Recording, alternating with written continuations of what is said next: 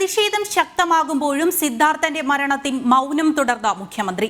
സിദ്ധാർത്ഥന്റെ വീട് സന്ദർശിക്കാത്തത് മാത്രമല്ല, ഫോൺ മുഖാന്തരം ആശ്വാസവാക്ക് പറയുന്നതിന് പോലും മുഖ്യമന്ത്രിയോ മുഖ്യമന്ത്രിയുടെ ഓഫീസോ തയ്യാറായിട്ടില്ല. എസ്എഫ്ഐക്കാർ പ്രതിപട്ടികയിലുള്ള കേസിലാണ് മുഖ്യമന്ത്രിയുടെ മൗനം.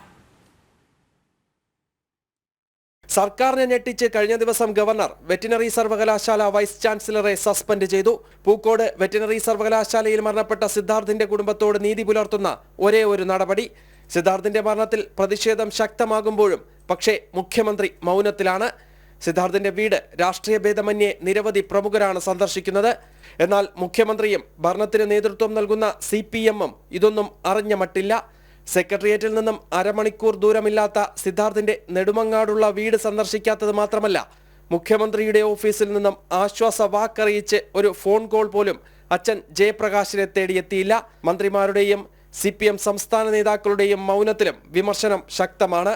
ഇതിനിടെ സിദ്ധാർത്ഥ് SFI പ്രവർത്തകനാണെന്ന് സ്ഥാപിക്കാൻ CPM പ്രാദേശിക നേതൃത്വം നടത്തിയ ശ്രമം കൂടി പാളിയതോടെ പ്രതിരോധത്തിന് പഴുതുകൾ പലതന്വേഷിക്കുകയാണ് സംസ്ഥാന നേതൃത്വം.